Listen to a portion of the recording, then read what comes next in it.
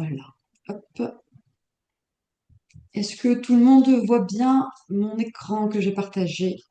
Oui, Très bien, parfait. Eh bien, écoutez, bienvenue à toutes et tous pour ce webinaire sur les nouveaux dirigeants pour un peu présenter plusieurs, on va dire, outils, aspects de notre fédération. Ce soir, nous allons vous présenter principalement les aspects juridiques d'une association sportive. On va vous demander plutôt de couper les micros tout au long de la présentation, afin que comme ça on puisse vous laisser tout présenter. Vous pouvez poser vos questions si vous en avez dans le chat et on aura un temps à la fin de la session pour pouvoir y répondre ou poser d'autres questions à ce moment-là. Voilà. La séance est enregistrée. On vous transmettra le replay de ce webinaire à la fin dans un mail avec les documents qui auront pu être présentés et cette présentation également. Je vais me présenter. Moi, c'est Clara Giraudon. Je suis juriste à la Fédération française de ballon planeur depuis 2023. J'accompagne la fédération, mais aussi les clubs et les licenciés sur toutes les questions liées au droit du sport de manière générale ou d'autres des fois aussi également. J'accompagne également maintenant depuis plus d'un an sur la partie assurance fédérale pour répondre aux questions que peut avoir la fédération, mais aussi les membres, clubs et licenciés sur les contrats d'assurance que vous devez souscrire en tant qu'adhérent d'une association sportive. Et je vais laisser Cécile se présenter. oui, je suis Cécile Varingia, je suis conseillère technique placée auprès de la Fédération française de vol en planeur. Je suis agent de l'État, du ministère des Sports plus exactement. Mes missions, essentiellement le développement et éthique et déontologie. Et je suis à la Fédération depuis 2018 et plus pour très longtemps parce que moi aussi j'ai des cheveux gris et je m'en vais. Merci Cécile. Et on est content que tu sois encore avec nous pour ce webinaire. Donc aujourd'hui, je vous ai dit, c'est un webinaire qu'on dit nouveaux dirigeants, mais c'est aussi pour tous les dirigeants qui souhaitent un peu être informés sur différents sujets et thèmes, notamment aujourd'hui l'aspect juridique. J'ai mis droit français et les droits associatifs. On va vraiment se concentrer sur le droit associatif et l'application au sein de votre association, notamment pour une association dite sportive, et voir un peu tout ce qui peut être mis en place, notamment principalement via votre règlement intérieur et vos statuts. Donc voilà sur quoi on va se présenter. Il est vrai qu'une association peut être réglementée et régie par plusieurs textes de droit. On pense souvent au droit associatif, mais il y a également d'autres droits qui peuvent entrer en compte. On pense au droit du travail si vous avez des salariés, droit civil, droit pénal malheureusement aussi. Enfin, plein de règles peuvent entrer en compte. Mais pour un peu mieux comprendre ce fonctionnement, nous pensions qu'il était bien de reprendre un peu les bases du droit français, de comment ces textes et ces lois sont mis en place, et un peu le comparer au droit associatif. Donc pour cela, on va reprendre un peu les bases du droit français associatif et un peu les comparer, dans la mesure du possible. En France, souvent, notre système de droit, c'est sous forme de pyramide, un peu pyramidale. En fait, chaque norme doit respecter la norme supérieure. En droit français, à la tête de cette pyramide, on retrouve la Constitution. C'est le socle de notre fonctionnement de notre République. C'est là où on peut retrouver l'ensemble des textes de base du droit français. Euh, on a toutes nos libertés et nos droits fondamentaux qui s'y retrouvent. On peut retrouver le préambule de la Constitution de 1946. On retrouve le rattachement historique à la Déclaration des droits de l'homme et du citoyen de 1789. Euh, c'est vraiment un texte fondamental qui permet le fonctionnement de la Ve République actuelle. En dessous, on retrouve la loi. Elle n'est pas unique, hein, je parle bien sûr de toutes les lois qui peuvent du coup euh, régir la France. Vous en entendez partout quand vous êtes par les médias, hein, des textes de loi qui sont adoptés, les projets, les modifications. On parle de ces lois-là et ces lois doivent être du coup respecter la Constitution, mais elles viennent du coup apporter plus d'éléments sur comment fonctionne et quelles sont les règles à respecter dans la société française. Ces textes restent donc très nombreux, très généraux, peut-être abstraits des fois. C'est pour ça que souvent on a une partie dite réglementaire, qui souvent sont représentées par les décrets, des arrêtés ou des circulaires, qui permet de venir préciser les textes de loi, venir apporter plus de précision selon les sujets, les thèmes. Je peux vous donner des exemples, notamment pour le sport. On a beaucoup de décrets d'application, des fois qui rentrent en vigueur très, très fréquemment, notamment pour un peu avoir les conditions et les procédures des concours, des examens d'entrée pour des pratiques sportives ou en tant qu'éducateur sportif. Et ça, c'est voté par des décrets d'application pour la plupart du temps. Quand ces textes deviennent un peu trop importants et qu'on a beaucoup de lois plus beaucoup de décrets qui rentrent en place, souvent l'ensemble de ces textes sont transmis dans un code, ils sont codifiés. On a notamment le code du sport qui en est l'exemple, le code civil, le code du travail, et ça permet en fait de du coup résumer l'ensemble du thème, par exemple le droit du sport, dans un seul ouvrage. Et pour un peu une anecdote pour apprendre. Souvent, le code est séparé en deux parties. On a une première partie dite législative qui reprend tous les textes issus de loi. Souvent, ces articles de code commencent par la lettre L. Et après, on a une deuxième partie qui vient en miroir de la partie législative pour venir préciser les articles commençant par L, qui souvent sont la partie réglementaire, qui donc ont les articles qui commencent par la lettre R, ou D si c'est appliqué décret, ou A pour des arrêtés.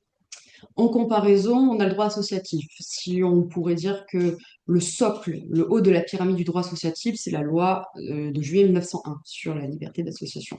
C'est vraiment le premier socle. On verra également au regard d'une association sportive que ce n'est pas le seul, que d'autres textes de loi comme le Code du sport entrent en jeu également et doivent être respectés. Mais c'est vraiment le premier texte qui est venu définir le droit associatif. Ensuite, je vous ai mis les statuts, parce qu'en effet, les statuts, c'est vraiment l'objet fondamental de votre association, c'est ce qui permet de la créer. Sans les statuts, vous ne pouvez pas définir votre objet, pour à quoi va servir votre association, quel est le but, comment comment elle va être fondée. Et puis, c'est ces statuts qui doivent être déposés pour une déclaration préfecture pour vous donner cette personnalité juridique et la rendre du coup viable. On a également le règlement intérieur en dessous, peut comparer à la partie réglementaire, qui vient souvent venir préciser certains éléments des statuts, venir comprendre mieux le fonctionnement, cotisation, comment les instances dirigeantes peuvent être composées, quelles sont ces règles. Et on a enfin les annexes au règlement intérieur. Pas toute association club vous en disposez, mais nous, par exemple, fédération, comme nous avons beaucoup d'éléments, notamment le règlement sportif ou le règlement financier, règlement disciplinaire également, on a besoin à ce moment-là d'avoir des annexes pour pouvoir entrer et ne pas alourdir le règlement intérieur qui peut déjà être important. Donc voilà, c'était pour un peu comparer un peu ces socles de droit. Mais pour un peu voir comment est mis en œuvre un peu ces droits et comment ils sont adoptés ou modifiés, on peut prendre l'exemple du droit français. Chaque norme juridique est approuvée ou modifiée par des différentes instances ou mécanismes. On a le Congrès, le référendum par exemple. Le Congrès, c'est la réunion de l'Assemblée nationale et du Sénat, notamment quand il y a des modifications constitutionnelles à mettre en place. Le référendum aussi peut être engagé pour la Constitution, on demande l'avis du peuple à ce moment-là. On a également le Parlement qui là, est mis en place pour les textes de loi, notamment, où à ce moment-là, on a un texte de loi qui est proposé à l'Assemblée nationale, qui programme un vote ou donne des amendements qu'il souhaite faire, et le transmet par la suite au Sénat, qui va à son tour donner son avis, jusqu'à qu'ils arrivent à se mettre d'accord sur un texte et adopter la loi. Quand on est sur certains textes plus précis, comme des décrets ou des arrêtés, on a souvent le ministre concerné par le texte ou le Premier ministre avec après approbation du Conseil des ministres qui peuvent du coup voter et mettre en place ou modifier certains décrets arrêtés. Et on a parfois, sous le sein du Conseil d'État, il est arrivé que certains textes viennent préciser que c'est un décret de Conseil d'État qui viendra préciser certains éléments du dit texte. Voilà. Ce qui est important de se rappeler, c'est que tous ces textes législatifs et réglementaires doivent obligatoirement être conformes au droit supérieur. Le droit supérieur, donc, comme on l'a vu, ça peut être du coup droit au-dessus. Donc, tous les mises à disposition de vos statuts, ou de vos règlements doivent respecter le droit supérieur qui est le droit national, mais aussi international qui peut exister pour certains sujets, ou européens également. Voilà. Dans le droit associatif, du coup, on retrouve un peu ce même principe. On a plusieurs mécanismes et instances qui peuvent approuver ou modifier ces textes. On a l'Assemblée générale extraordinaire qui permet, qui est souvent convoquée pour pouvoir soit créer une association, modifier ses statuts ou la dissoudre également. C'est vraiment le plus haut niveau pour une association de réunion qui est le plus important pour modifier du coup le socle de la création d'une association qui sont ses statuts. Quand on n'est plus sur un règlement intérieur, souvent c'est par l'Assemblée générale ordinaire qu'on passe, puisque souvent une Assemblée générale ordinaire, vous en avez une par an. Ça permet un peu de faire un bilan sur votre année, sur votre activité, sur vos finances, sur le budget de l'année prochaine. Et donc souvent à ce moment-là, on peut proposer aussi des ajouts, des modifications du règlement intérieur. Il arrive maintenant, et on peut le conseiller aussi, que pour le règlement intérieur ou pour les annexes, l'Assemblée générale ordinaire, et ça c'est inscrit dans ses statuts ou dans le règlement intérieur justement, donne délégation au comité directeur, qui peut aussi appeler conseil d'administration ou au bureau, pour pouvoir procéder à ces modifications, mais également, et après en informer l'ensemble des licenciés et adhérents. Je vous fais un petit point puisque souvent dans les statuts on l'oublie, mais on a des conditions de quorum et de vote pour valider des décisions qui peuvent varier selon l'Assemblée ou selon ce qui est convoqué. En Assemblée générale extraordinaire, on part souvent sur un quorum de plus de 50% avec, on dit, un vote à la majorité dite qualifiée, donc aux deux tiers.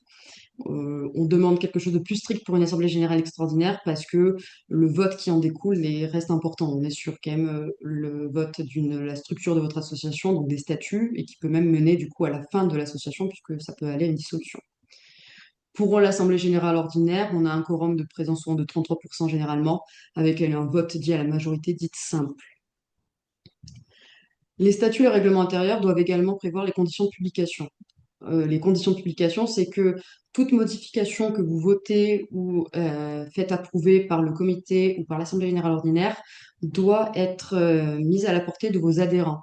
C'est-à-dire qu'il faut que vos adhérents puissent y avoir accès et en avoir connaissance. Pour cela, souvent, il faut envoyer les comptes rendus d'Assemblée générale, pouvoir imprimer, mettre à disposition les statuts et le règlement intérieur. Donc, pour exemple, la Fédération française de vol en plein air a ses statuts et son règlement intérieur et ses règlements annexes disponibles sur notre bibliothèque numérique Spirabox, mais également sur le site de la Fédération. Donc c'est important de le prévoir parce que sinon, vous ne pourrez pas dire, comme on le dit pour le droit français, que nul n'est censé ignorer la loi si vous ne leur avez pas laissé l'opportunité de pouvoir avoir accès à ces documents. Voilà. Donc, dans tous les cas, pour un petit résumé, toutes les dispositions statutaires et réglementaires prises par l'association doivent être conformes au droit supérieur. Vous ne pouvez pas inscrire quelque chose qui n'est pas autorisé par le droit national, le droit français de manière générale, qu'il soit associatif ou régalien.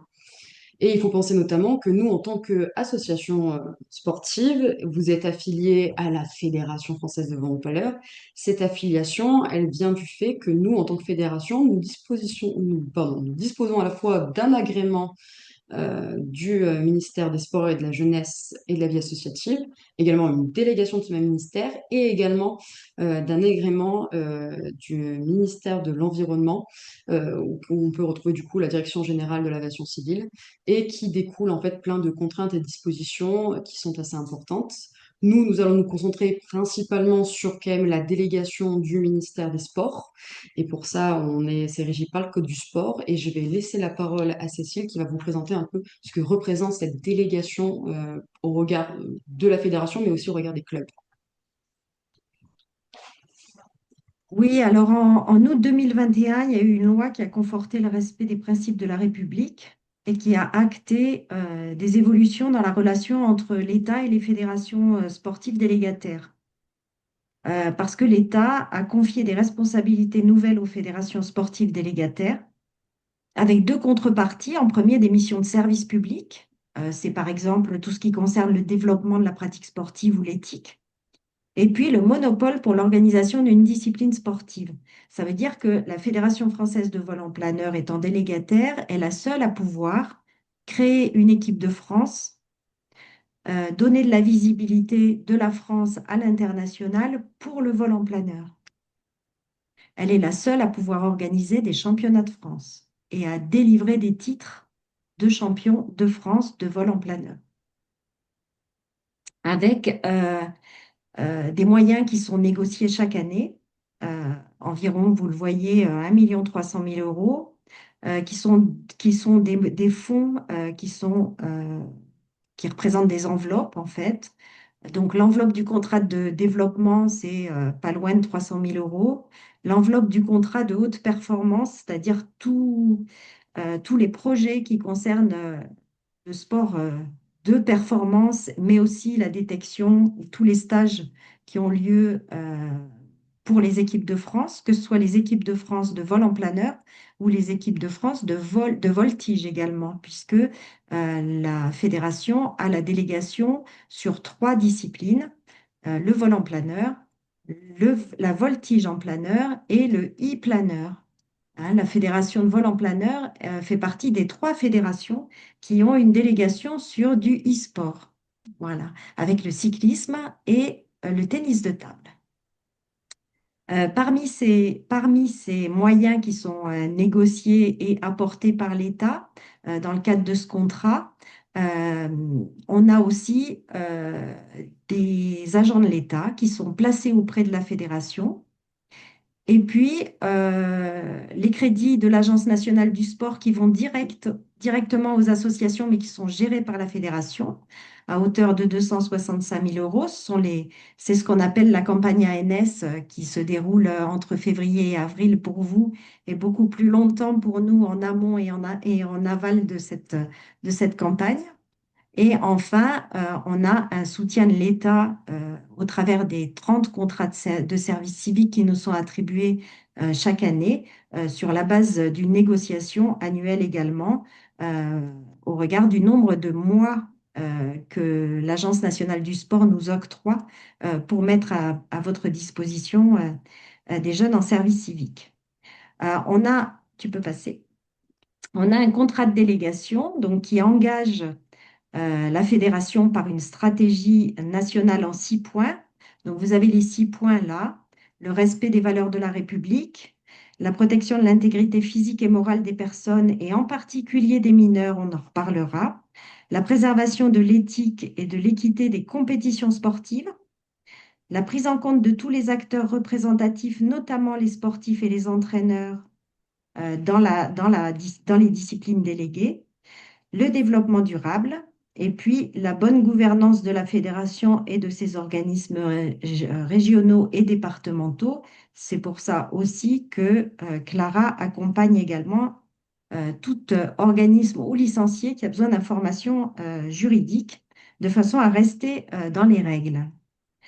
Et puis, cette délégation, elle élargit les droits et les devoirs de la fédération, notamment sur le plan de l'éthique, la question de la transparence de la vie publique pour les élus, de l'honorabilité pour les élus et les instructeurs. Sur le plan de la vie démocratique, des statuts et des règlements conformes, la prise en compte de tous les publics, femmes, hommes, jeunes et moins jeunes, euh, personnes en situation de handicap, habitants des zones prioritaires, la protection de l'intégrité des pratiques comme des pratiquants. Et là, on a derrière le travail de la commission formation-sécurité, le travail de la commission qui travaille sur la préservation des espaces de pratique et les commissions éthiques et disciplinaires, la cellule Stop Violence. Voilà, il y a derrière ces mots-là beaucoup d'organisation, de moyens, de suivi et d'énergie. euh, D'abord des bénévoles, parce que les commissions sont composées de bénévoles à la fédération, et ensuite des salariés et des personnes qui sont placées auprès de la fédération. Voilà. Merci, merci Cécile. Merci pour cette présentation. Du coup, pour continuer dans cette lancée, je vais vous présenter un peu les dispositions importantes du droit associatif que je pense qui sont importants au sein de vos statuts et règlements intérieurs. Je pense notamment un peu cette reprise du droit du contrat. Le droit du contrat, le principe vient que nul n'étant tenu de s'associer, aucune des parties ne peut s'imposer à l'autre sans son consentement explicite. Et donc le contrat entre les parties concernées est considéré comme satisfait lorsque les parties concernées en ont accepté l'objet et les termes. Le droit associatif, en tout cas les statuts, reprend ce même principe. Une association est libre de refuser tout adhérent qui ne s'engagerait pas à respecter ou ne respecterait pas les termes du contrat, c'est-à-dire les statuts et le règlement intérieur de votre club, mais également ceux de la fédération affiliée et tous les règlements annexes qui peuvent s'y référer. Donc, vous êtes tout à fait en droit. Une association à but non lucratif a en effet pour objet et pour but de pouvoir s'ouvrir au plus de personnes qui souhaitent découvrir sa discipline à un moment donné. Mais si ces personnes-là n'ont pas un comportement ni ne sont pas dans la volonté de respecter vos règles, vous êtes tout à fait en droit de ne pas les accepter. C'est quelque chose qui est justifié. Voilà. C'est- Mais voilà. je, je- je me permets de compléter, c'est Mm, aussi pour ça, et Clara le disait tout à l'heure, qu'il est extrêmement important que vos statuts, règlements intérieurs et annexes soient connus de tous. Donc, mm, moi, j'ai envie de dire que souvent, quand vous faites vos formulaires de prise de licence et d'adhésion, euh, la nécessaire petite coche qui dit que les personnes ont pris connaissance de ces textes-là vous protège aussi lors d'un éventuel conflit qui peut survenir. Voilà. Et puis, n'hésitez pas à les afficher et à expliquer où ils peuvent être lus. mm. Merci Cécile. Alors, pour continuer, j'ai vu passer la question dans le chat, donc justement ça tombe bien. En effet, notre fédération propose en effet des statuts et un règlement intérieur type qui sont à disposition sur notre bibliothèque numérique que vous pouvez retrouver dans l'espace juridique. Si jamais vous ne les trouvez pas, n'hésitez pas à me contacter parce que je peux vous les transmettre directement également. On a essayé de faire un cadre qui essaie d'englober le plus de choses. Bon, rien n'est parfait et on pourra toujours en effet se rendre compte. C'est un texte type qui peut évoluer au regard du droit parce que le droit ne cesse jamais d'évoluer. On a essayé de mettre en place des codes couleurs, notamment pour mettre des éléments qui seraient obligatoires, soit par rapport à nous, nos dispositions fédérales et notre fonctionnement, mais aussi au regard du code du sport ou du droit associatif de manière générale. On a mis aussi en bleu des dispositions très recommandées, notamment au regard de nos statuts, mais aussi un peu au regard de la pratique. euh, de la pratique de vos associations et de vos clubs euh, pour prévoir pour prévoir certains dispositifs où on s'est rendu compte que des clubs étaient rentrés en difficulté selon certaines applications. Donc voilà. Donc ces statuts et ce règlement interactif sont disponibles. Vous avez là où c'est souligné en fait un lien directement vers Spiralbox pour pouvoir y accéder. Et comme ça, vous pouvez y avoir accès. Pour d'autres informations, je ne sais pas si parmi vous, certains sont membres de comités régionaux ou départementaux. Nous avons également des statuts types pour ces instances-là. Donc, dans les principes et dispositions importantes du droit associatif, je voulais me concentrer un peu sur la protection des données personnelles. Dans ces statuts types, on en fait référence, notamment dans le règlement intérieur, mais il est très important de bien connaître la protection des données individuelles et personnelles. On a des dispositions nées du RGPD qui doivent être définies dans les engagements et découlants.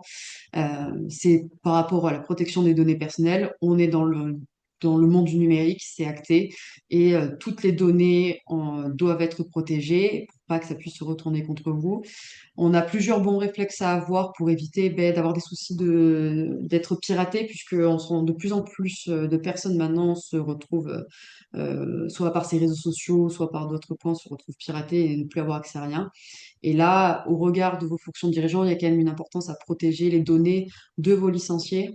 On a quand même des données très sensibles. On a les adresses postales, les numéros de téléphone, les adresses mail, même des données personnelles sur la date de naissance des personnes qui n'ont pas forcément à être communiquées. Donc c'est pour ça que parmi vous, ceux qui ont accès aux plateformes comme Eva ou Gessasso, faire très attention à qui a accès et qui a droit pour vraiment garder ce droit limité pour pas que toute personne puisse avoir accès aux données personnelles des licenciés. On le répète souvent, ça paraît fastidieux, mais la mise en place d'un mot de passe robuste à renouveler périodiquement pour éviter d'avoir une porte ouverte sur vos comptes et accès. Il est important aussi de définir au sein du règlement intérieur très souvent quels seront les supports de communication utilisés pour les envois d'informations. Est-ce que vous allez passer par courrier? Est-ce que vous pouvez passer par mail?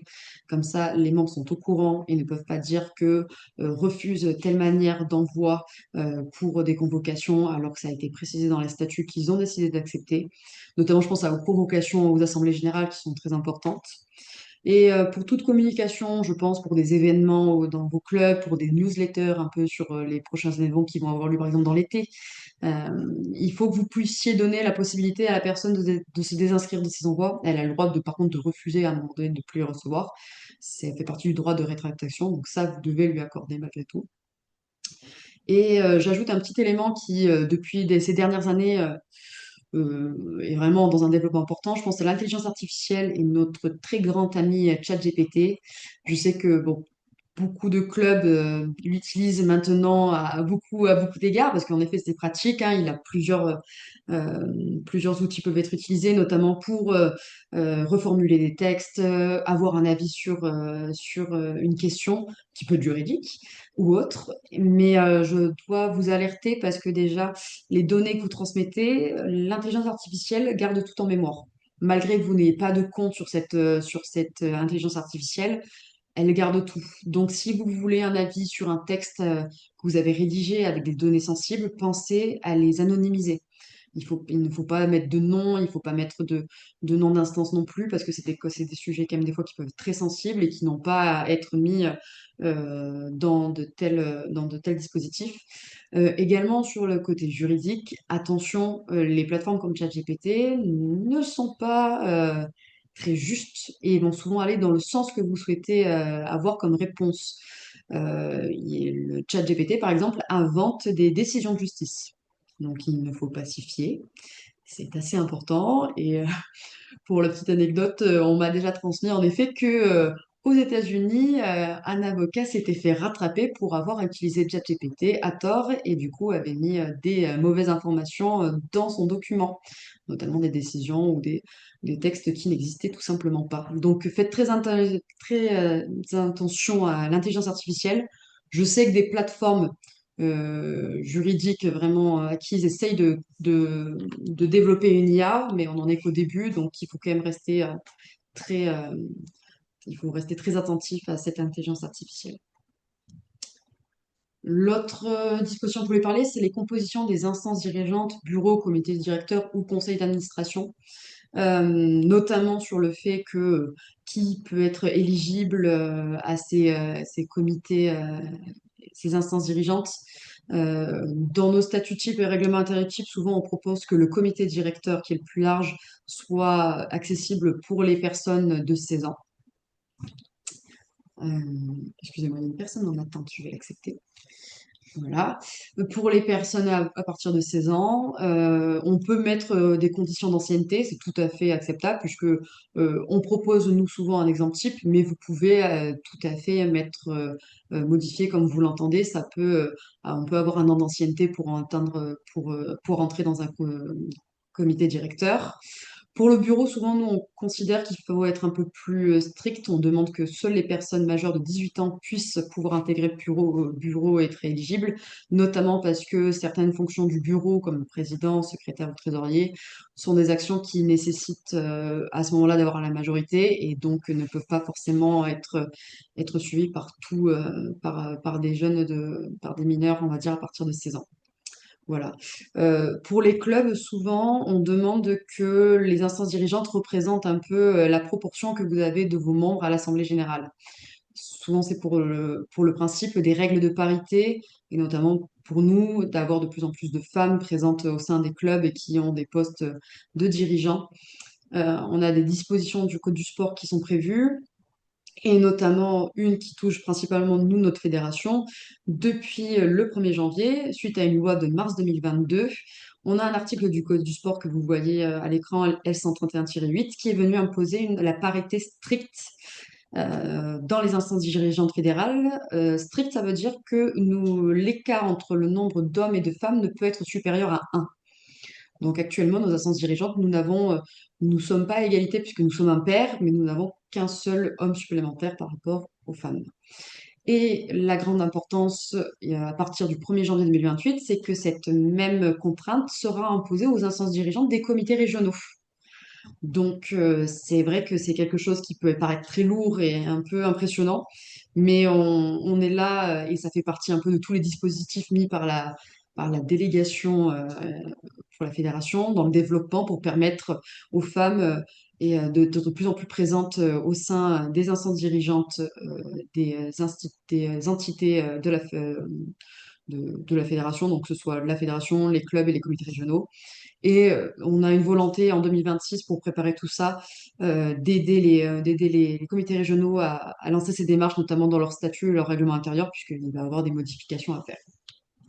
Et par Voilà. ailleurs, je me permets de compléter, Oui. par ailleurs, humainement, parce Mhm. que il suffit pas de changer des règles pour avoir un effet qui se coule. On travaille avec un réseau qui s'appelle Tout Ensemble pour nos clubs, qui est un réseau des féminines de la Fédération de vol en planeur qui souhaitent éventuellement s'engager dans des missions soit en tant que bénévole, soit en tant qu'instructrice, soit en tant que mécanicienne de façon à ce que, effectivement, plus le temps passe et plus elle soit présente et plus elle puisse envisager d'avoir des rôles actifs à échéance 2028 dans les comités régionaux. On a déjà l'expérience, hein, puisque les deux listes qui s'étaient présentées lors des dernières élections fédérales étaient à parité et elles étaient, toutes les femmes présentes sur ces listes s'étaient posé la question et avaient été mobilisées par la fédération lors d'un colloque qui avait été le début de l'histoire de ce réseau Tout Ensemble pour nos clubs.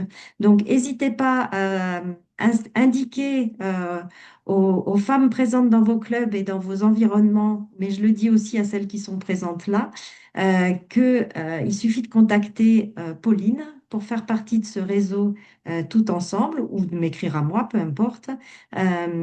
Et ensuite, vous ferez partie d'un collectif qui se mobilise sur le sujet aussi, collectif humain. Merci Cécile pour ces précisions. Dans les autres dispositions importantes qui sont à signaler, on a l'attestation d'honorabilité. Et je vais laisser Cécile reprendre la main pour vous présenter ce sujet. Oui, sur le site internet de la fédération, vous avez un onglet dans Cellule Stop Violence qui vous indique exactement ce que c'est que ce SI honorabilité.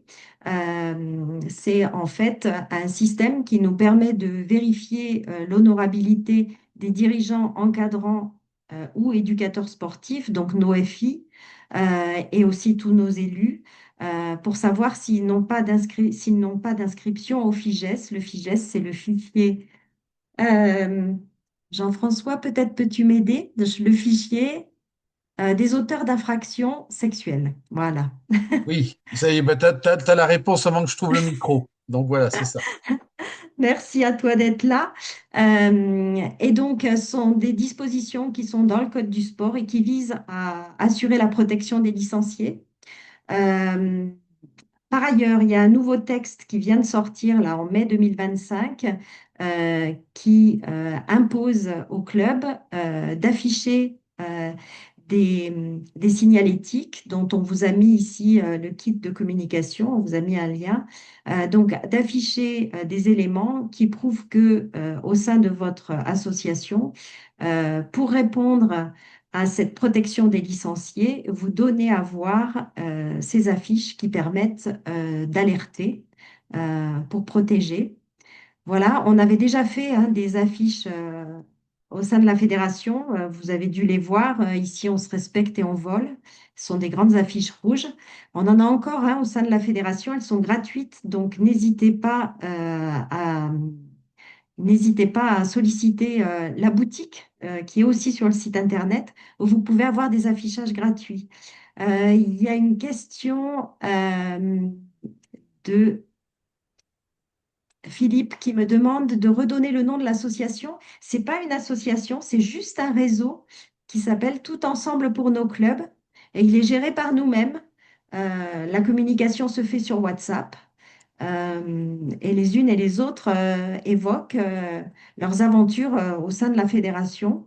Euh, donc, dites à vos licenciés ES de se tourner vers nous pour qu'on puisse les inscrire sur ce groupe-là, si elles le souhaitent, bien évidemment.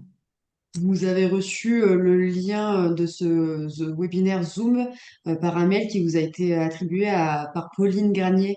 C'est de la personne dont parlait Cécile, donc n'hésitez pas à la contacter justement dans le cadre de ce réseau, ou Cécile également. Eh bien, merci Cécile, je vais continuer. Le règlement disciplinaire, ça reste un élément important. On voudrait ne pas le croiser dans le vide d'une association, mais malheureusement, ça peut arriver. Et il ne faut pas négliger la procédure d'une commission disciplinaire. On prévoit dans notre statut et notre type un premier cadre, mais qui peut rester très large et qui s'appuie en premier notamment sur on va dire, le disciplinaire au niveau sécurité aéronautique de vos licenciés, mais ça peut aussi être aussi le comportement dans la vie associative, dans les hangars, dans le clubhouse, tout ça. Il y a des bons réflexes à avoir notamment et qui sont importants si vous voulez qu'une procédure se déroule bien et qu'il n'y ait pas de couac. Il faut respecter des délais de prévenance raisonnables lorsque vous convoquez un licencié pour être rendu lors d'une commission disciplinaire. En effet, parce il doit être convoqué et être entendu si vous avez des faits à lui reprocher pour qu'il puisse se défendre, c'est ce qu'on va parler ensuite. Mais souvent, pour une convocation, ou si vous avez accès, vous avez des documents à charge contre lui, il faut qu'il puisse y avoir accès également, s'il en demande l'accès. Souvent, un délai raisonnable pour une convocation, c'est entre 7 et 10 jours à peu près, pour qu'il puisse avoir le temps de recevoir la convocation, de s'organiser, de vous dire s'il peut être présent ou non. Il peut ne pas pouvoir être présent et vous donner et vous donner une raison quand même assez qui puisse se justifier. Donc, vous devez aussi lui laisser le droit, si vraiment il était dans la possibilité de pouvoir décaler cette commission disciplinaire.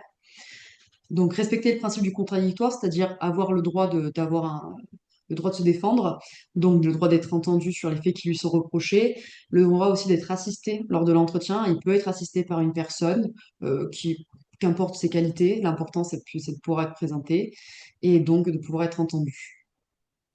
Il y a aussi la possibilité de faire un recours contre la décision qui va être rendue à son encontre. C'est à ce moment-là, donc quand vous lui rendez la décision des sanctions ou non que vous avez souhaité lui donner contre les faits qu'on lui reprochait, c'est lui préciser que si ça ne lui convient pas, il a un certain délai pour pouvoir prononcer un recours lors de votre prochaine assemblée générale. Voilà. Mais si le litige ou le conflit va au-delà, ou vous voyez qu'il n'y a plus aucune solution en interne au club, que ça devient trop compliqué, euh, le comité régional de vol en planeur peut aussi intervenir en premier lieu en médiation et en conciliation. Je profiterai rapidement de répondre à Monsieur Philippe Lotelier. En fait, il n'y a pas de règlement disciplinaire type seul, il est introduit dans le règlement intérieur type. Vous retrouvez là-dedans avec les démarches. Donc, dans le règlement intérieur type, vous le retrouvez. C'est pour ça que ça reste un cadre assez large par rapport à une association pour vous permettre à vous, après, en fonction de votre organisation, de vous lier au mieux. Également, s'il y a des comportements ou des faits ne respectant pas vos statuts et vos règlements intérieurs, ainsi que le règlement disciplinaire donc, qui est dans votre règlement intérieur, qui peut être dans vos règlements intérieurs, mais également le règlement disciplinaire fédéral, puisqu'il doit être respecté. On a des instances fédérales qui peuvent être contactées, notamment la cellule violence et le comité d'éthique et de déontologie. Cécile a un peu présenté et parlé. La cellule violence permet de recueillir des signalements dans le cadre de la discipline de planeur de violences physiques, morales, harcèlement sexuel également. Le comité d'éthique et de déontologie va intervenir sur la partie, on va dire, respect de l'éthique du sport, de la déontologie, Donc ces deux cellules peuvent être contactées pour que vous puissiez émettre vos problèmes. Elles peuvent vous donner des solutions. Et si le problème en vient trop loin et qu'une sanction doit être donnée, elles ont cette capacité de saisir la commission disciplinaire de la Fédération française, dont nous avons, même si il est caché aujourd'hui parmi les présents, le président de la première instance parmi nous. Voilà. Mais c'est quelque chose qui peut être mis en place et c'est important de le savoir parce que c'est une partie désagréable de la vie d'une association. On n'a pas forcément envie d'y avoir recours, mais le jour où ça arrive, si pas de grand-chose n'est prévu, on retrouve dans une situation qui peut pourrir la vie du club et la vie même des dirigeants alors que vous êtes bénévole et ce n'était pas votre fonction première à avoir en arrivé à ce stade-là. Dans les autres dispositions importantes, je vais parler de l'autorisation parentale pour les mineurs. Comme vous pouvez voir sur la présentation, on a un webinaire qui se tiendra le 5 février 2026, qui est relatif aux mineurs en stage et en compétition. Mais ce qui est important, c'est cette autorisation parentale, c'est bien de l'avoir dès l'inscription. On a un modèle type qu'on peut vous proposer pour le cadre des stages qui reprend un peu tous les éléments. On vous le mettra aussi dans les documents qu'on vous joindra avec le replay de ce webinaire, notamment pour bien avoir cette autorisation. Et au moins chaque année, vous êtes sûr que c'est signé et inscrit, que vous gardez une copie. Un élément aussi entre la pratique et la théorie, là, c'est ce qu'il faut, les deux signatures. Est-ce qu'une seule signature suffit? Dans le principe, une seule signature suffit d'un seul représentant. Mais il se peut que, il se peut que malheureusement dans la pratique, certains, au regard des situations familiales, pour éviter de se retrouver dans des situations délicates qui peuvent porter plus préjudice aux jeunes licenciés qu'autre chose, de récupérer les deux autorisations des deux représentants légaux. Il faut savoir qu'il y a un guide de la DGAC qui vient également recommander la prise des deux signatures, notamment pour l'autorisation des lâchers en solo. Donc, c'est pour cela je vous conseille à ce stade d'avoir les deux signatures. Je vous ai mis, c'est toujours un peu fastidieux les articles du Code de l'action sociale et des familles, mais c'est des articles en fait qui viennent reprendre des éléments sur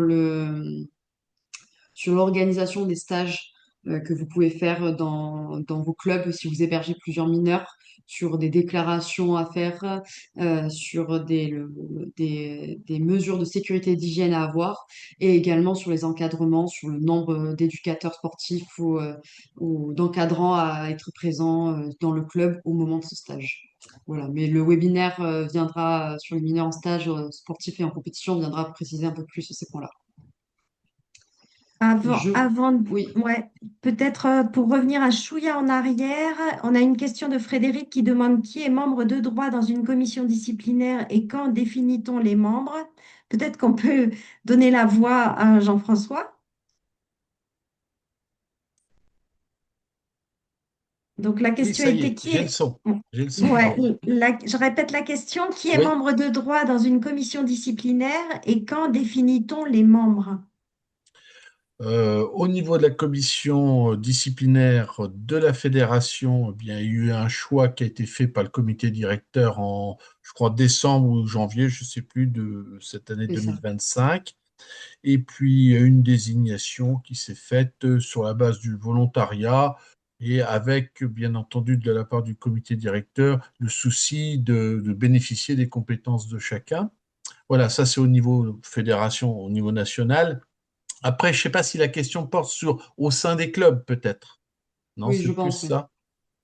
Oui, je pense, c'est pour Hein, savoir parce que en je ne effet pense pas que ce définir. soit au niveau national, enfin au niveau de la Non. fédération que la question soit posée, c'est plutôt au niveau local, c'est-à-dire au niveau du club. J'oserais dire que là aussi, c'est un peu la même logique qu'au niveau de la fédération. Autant utiliser les compétences qui sont humaines, voire Mm. juridiques, si on en a. Hein. Dans certains clubs, on a quand même des richesses. Et donc, voir qui peut apporter, effectivement, au niveau. Après, il faut que cette commission disciplinaire, elle se manifeste par son indépendance, son impartialité. Voilà, donc il faut trouver des personnes, comme je dirais, référentes au sein du club qui puissent, entre guillemets, avoir quelques sagesses qui peuvent se faire entendre en tant que commission disciplinaire. Je suis pas sûr, et là je renvoie à Clara la question, mais je suis pas sûr que dans les textes que préconise la fédération, il y ait une consigne particulière à Non. respecter pour le choix des membres des commissions disciplinaires. Je pense que c'est des gens du comité directeur. Il me semble pas que ça doive être le président du club. Mm. Ça me paraît Oui. un peu contraire à l'idée que je viens d'évoquer d'impartialité, d'indépendance, mais je pense que c'est plutôt sur la base d'un bénévolat, mais un Mm. bénévolat de gens qui apportent des compétences professionnelles ou personnelles, humaines en tout cas, euh, au sein du club. Est-ce que je Oui, peux bah je... intervenir? Oui. Oui. Ouais, Philippe Letellier de Muno. Donc, on a un conseil de discipline qui est indépendant du conseil d'administration. Et justement, j'avais une question à poser là-dessus. Quand il y a une décision du conseil de discipline, est-ce qu'elle est applicable directement ou est-ce que le conseil d'administration peut donner son avis ou est-ce que c'est directement la commission qui donne la sanction ou disons que ce qu'il propose comme solution? Je pense que la commission donne sa décision. Il y a un recours possible, un recours non pas contentieux, mais je dirais un recours auprès de l'Assemblée générale, hein. Ça peut être soulever le problème s'il y a une décision s'impose à un membre du club et qui ne lui convient pas. Il peut faire un recours devant l'Assemblée générale du club. Et puis au-delà, il y a un recours contentieux qui va éventuellement permettre à ce licencié qui serait sanctionné par la commission disciplinaire du club, eh bien, d'aller en justice, hein, devant le tribunal administratif pour contester la décision qui serait prise à son encontre. Voilà, donc il y a des recours, je dirais, qui sont au sein de l'Assemblée générale, et puis là, c'est pas du contentieux, c'est plutôt, voilà, on demande à l'Assemblée générale de pouvoir en réenvisager la situation du licencié qui serait sanctionné, mais ça peut devenir contentieux également. Voilà. Oui, alors, on a quand même possibilité de faire appel, qu'il y ait un appel suspensif dans notre règlement, mais voilà. Oui, alors l'appel, il est suspensif ou pas, puisqu'on peut mettre aussi l'exécution provisoire. J'oserais dire que dans d'autres domaines, on en entend pas, dans le domaine judiciaire, on entend beaucoup parler d'exécution provisoire en ce moment, donc je ne vais pas en rajouter. Mais voilà, il y a la possibilité de mettre une exécution provisoire. Après, tout dépend de l'importance du manquement. Je pense qu'il y a beaucoup de bon sens, hein. Les commissions disciplinaires, les membres des commissions disciplinaires, on leur demande pas d'être des juristes de haut vol, hein, mais on leur demande d'avoir déjà du bon sens. Et puis, bon, effectivement, Clara l'a souligné, il y a quand même des textes qu'on ne peut pas ignorer, hein, le principe du contradictoire, enfin des principes plutôt, le fameux principe du contradictoire, pouvoir que la personne puisse se défendre, en débattre, et puis éventuellement elle puisse être assistée par un autre membre du club ou quelqu'un d'extérieur, un tiers, un sachant, si selon le manquement qui lui est reproché. Mais voilà, mais on part sur l'idée de départ du vivre ensemble, du planer ensemble, et quand il y a un membre qui s'écarte un petit peu par son comportement de ce qu'on attend de lui, ben, essayer de le remettre, comme je le dis souvent, dans le droit chemin, à défaut de le remettre dans le droit, tout court. Ok, merci beaucoup. Et merci à vous. Voilà. Ben, merci pour ces précisions également, Jean-François. Et en effet, oui, ça peut être en effet mis en place. Il y a deux possibilités. Donc, comme on l'a vu, il y en a certains qui ont mis un conseil de discipline à part du comité directeur et d'autres qui, en effet, peuvent prendre des membres du comité directeur pour former un conseil de discipline à un moment donné. Euh, je profite juste, quand on était encore sur l'autorisation parentale, j'ai vu qu'il y avait d'autres questions qui étaient descendues sur l'autorisation parentale. J'en profite très rapidement. Je vois on a de plus en plus de parents séparés. Peut-on exiger les deux signatures? Vous pouvez le demander parce que on sait que ça peut avoir des problèmes et des conflits. Le Code civil prévoit que normalement, si un des représentants légaux a l'autorité, donne son accord, c'est qu'il a présumé avoir l'autorisation du second. Dans la pratique, on sait que des fois, c'est plus compliqué et on sait que pour éviter certains désagréments ou choses un peu difficiles entre le club et les parents, alors que c'est juste pour la pratique d'une discipline pour un enfant de loisir, on demande les deux signatures. Euh, Sur les précisions sur le guide de la DGAC, en fait, c'était un petit élément parce qu'on a eu une discussion, notamment pour les lâcher, avec une des membres qui est présente, Madame Marianne Leroux, qui avait eu une question sur ce sujet d'ailleurs. Euh, si pour la question de Sylvie Mourin, est-ce qu'il faut refaire signer l'autorisation parentale pour le lâcher? Non, pas forcément. En fait, dans votre autorisation parentale, quand vous la donnez lors de l'inscription de la personne mineure, vous pouvez mentionner que dans cette autorisation, les parents autorisent l'enfant pour tous les lâchers solo qu'il pourra avoir à faire au sein de sa formation de pilote de planeur dans votre club. Ça permet d'avoir une autorisation pour l'année qui reprend tous ces éléments-là. Voilà. Hop. Eh bien, écoutez, si c'est tout bon, je vais continuer à la prochaine slide. Pour le droit à l'image, on ne doit pas négliger le droit à l'image. C'est très important parce que on est comme toujours dans l'univers du numérique. On prend beaucoup de photos, on a des réseaux sociaux, ça permet le développement de votre club, c'est super. On a un site internet, c'est super important. Ça permet d'avoir une visibilité, de permettre à de plus en plus de personnes de vous rejoindre. Mais il y a quand même des règles à avoir. C'est une autorisation, pareil, qui peut être proposée lors d'inscription du licencié, mais alors également lors d'accueil de personnes en stage. Vous voulez un peu communiquer sur votre stage, il faut quand même avoir l'autorisation des personnes de pouvoir publier sur les réseaux sociaux. Certaines ne veulent pas. Notamment également, c'est un droit à l'image qui peut être mis, par exemple, pour les personnes mineures dans l'autorisation parentale. J'autorise que mon enfant soit pris en photo et que ça soit diffusé sur le club. On peut aussi, on n'y pense pas souvent, mais on a des personnes qui prennent des photos, ils sont auteurs de cette photo, il faut aussi penser à leur demander l'autorisation de les utiliser, parce que ça reste leur propriété à un moment donné, donc il faut qu'ils aient cette autorisation. Et pour ça, je vous ai mis un lien qui est surligné. On a fait une note permanente sur la communication faite par une association, pardon. Donc on retrouve ces points un peu sur le droit à l'image, l'utilisation. C'est important de préciser quand vous prenez ces images-là, c'est sur quelle plateforme vous allez les utiliser, que ce soit les réseaux sociaux, lesquels, le site internet, pour un mail ou des choses comme ça. Dans la communication, on a remis des points aussi, je pense, qui peuvent vous intéresser, notamment sur le RGPD, les données personnelles. Je leur refais une petite bascule sur ce point-là. Mais du coup, c'est assez important d'avoir ces éléments-là parce que ça vous évite un litige et un conflit des fois avec des personnes pour avoir publié des choses sans leurs accords. Vous pouvez le mettre aussi dès le début dans l'adhésion en fait de votre membre à votre club. Ça peut être inscrit en disant que il autorise ou non l'utilisation de son image. Il est en droit de refuser, mais au moins vous avez la réponse et lors de communication ou d'envie de publication, vous savez quelle image ou non vous pouvez utiliser.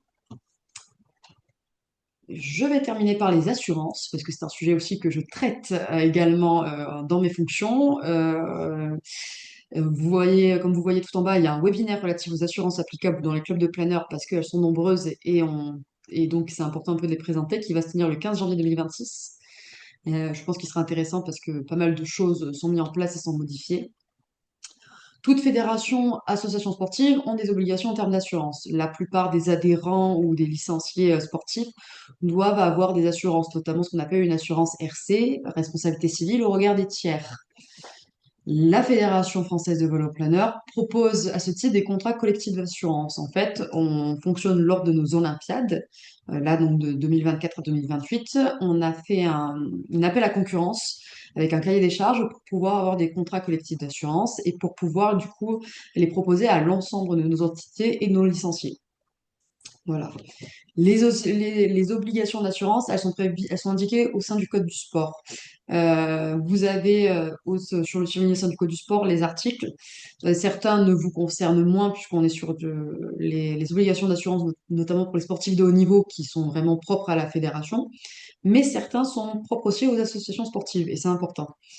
La fédération est mandataire intermédiaire d'assurance. Du coup, on vous recommande, on vous conseille, je représente la fédération physiquement dans ce cadre-là. Lorsque vous avez des questions sur un contrat d'assurance, à savoir si dans telle situation on est garanti ou non, je peux intervenir pour répondre à votre question. Mais les associations sportives affiliées ont aussi une obligation d'information et de conseil, et c'est important de le savoir, notamment auprès de leurs licenciés au moment de la souscription, et notamment l'intérêt que représente la souscription d'un contrat d'assurance de personnes couvrant les dommages corporels. En fait, c'est assez important de le préciser, mais nous, c'est ce qu'on appelle la fameuse individuelle accident avec l'assistance rapatriement. Quand vous prenez la licence, vous pouvez la cocher ou la décocher. Elle est pré-cochée de manière générale, mais elle n'est pas obligatoire. Vous pouvez la décocher. Mais au regard le code du sport a quand même précisé qu'il fallait montrer l'intérêt. Et même d'ailleurs, c'est très fortement recommandé parce que c'est ce qui permet de couvrir en cas de dommages corporels pour vous-même.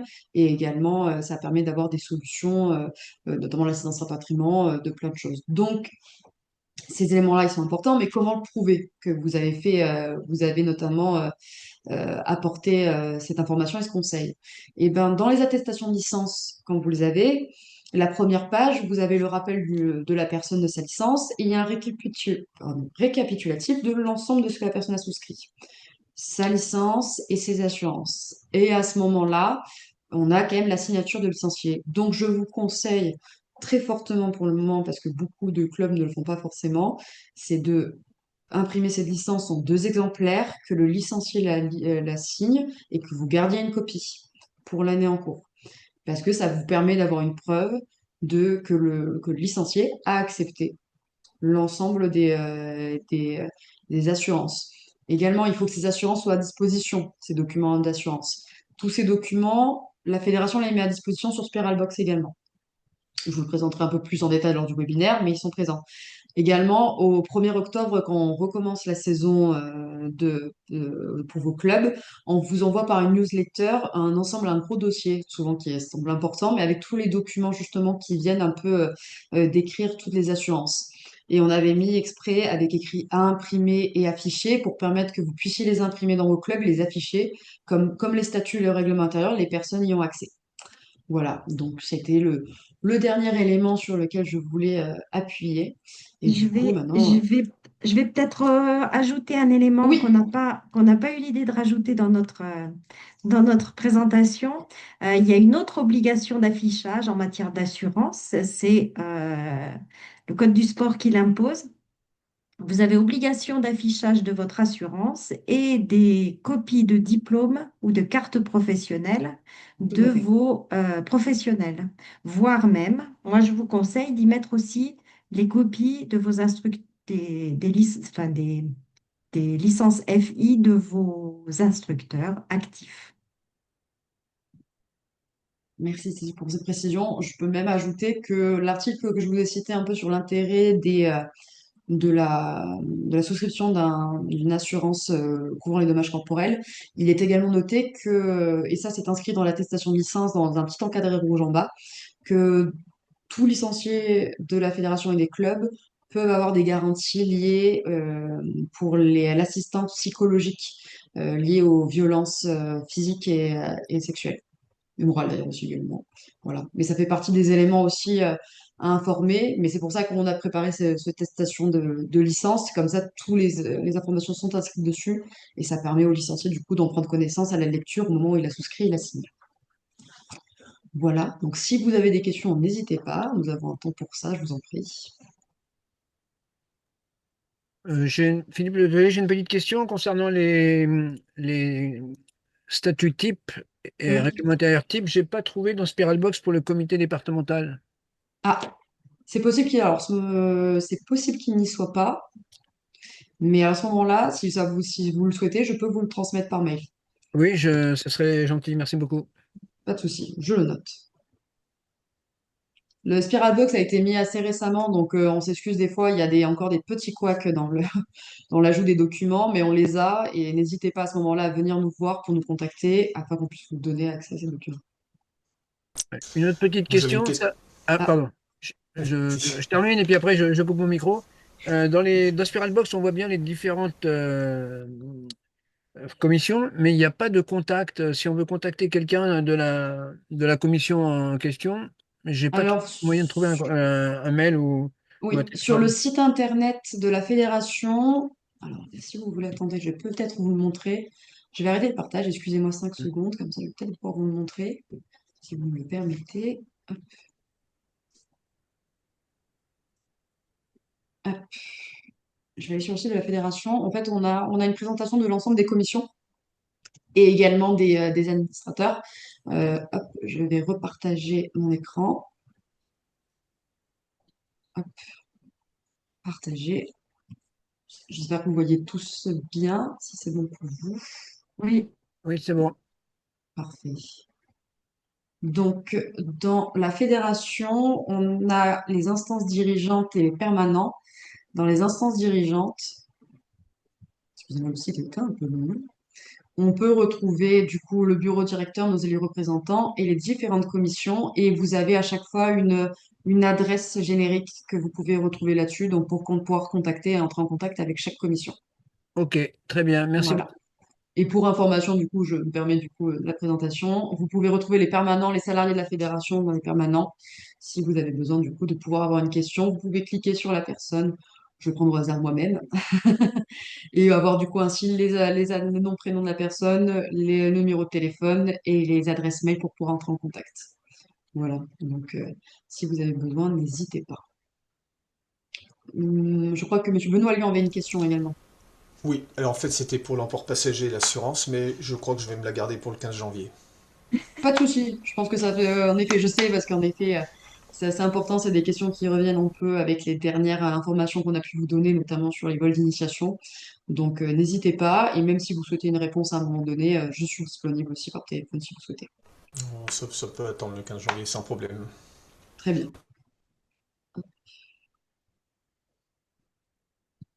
Y a-t-il d'autres questions? Non, ça a l'air plutôt calme. Bon, écoutez, c'est parfait. J'espère que ce webinaire vous a plu, que ça a pu vous apporter quelques éléments et vous intéresser. On a d'autres séances sur justement sur les formations de nouveaux dirigeants que vous pouvez voir sur l'écran, notamment une qui arrive très prochainement le 2 décembre sur les dispositifs fédéraux. Cécile, je sais, c'est Pauline, non, qui me semble c'est présente. oui, c'est Pauline et moi, oui. Pauline et toi, voilà, parfait. Tu es Oui, partout, oui. Cécile. Euh, On vous dira tout sur les dispositifs plus particulièrement du développement que vous pouvez des actions que vous pouvez mettre en place et pour lesquelles vous pouvez avoir des aides financières de la fédération ou techniques. on passe à la nouvelle année à partir de 2026. On a plusieurs webinaires, notamment pas mal en janvier, sur par exemple, renforcer la capacité de financement des clubs, qui peut vous intéresser, sécuriser la posture des élus, l'équipe déontologique et réglementation. Et donc, moi, où vous pouvez me retrouver prochainement, ce sera celui du 15 janvier, où je serai présente avec la présidente de la commission assurance, Pascal Viorocco, sur les assurances applicables dans les clubs de planeurs. On viendra un peu vous présenter tous les contrats d'assurance et également les bons réflexes à avoir. Voilà. Et puis après, à partir de ça, on pourra intégrer son club dans un environnement local, avec la valorisation d'activités tourisme culture, les stages mineurs en stage sportif et en compétition dont j'ai parlé également, qui reviendra un peu sur tous les éléments. Il y a des petites fiches qui pourront vous être mises à disposition sur les bons réflexes à avoir pour les stages, les mineurs en stage notamment. Et également, enfin, le 7 avril, la présentation du dispositif Booster votre saison, votre emploi. Voilà. Et puis écoutez, pour finir, on a des documents et des contacts. On vous transmettra du coup le replay de ce webinaire, mais également du coup la note permanente en plus en pièce jointe sur la communication sur l'association, les statuts types plutôt à destination des clubs. Je joindrai également, à la demande de Monsieur Hôtelier, ceux des comités départementaux. On vous transmettra également des autorisations, des exemples d'autorisation de droit à l'image ou parentale dans le cadre d'un stage qui peut vous inspirer pour aussi une autorisation à l'inscription d'un jeune de personnes. Et voilà, les contacts donc, sur le pôle juridique, moi-même et l'adresse générique juridique, la cellule stop violence également qu'on a rappelé et le comité d'éthique et déontologie. Et on vous Voilà. rajoutera le lien vers l'inscription pour les webinaires futurs. Oui, tout à fait. Voilà. Voilà. Et je vous remercie pour votre écoute. Eh bien, merci à tout le monde. Bonne soirée. Merci à vous et je vous souhaite une très bonne Merci, soirée. au revoir. Au Au Merci, revoir. au revoir. revoir. Au revoir. Merci, au revoir. Au revoir.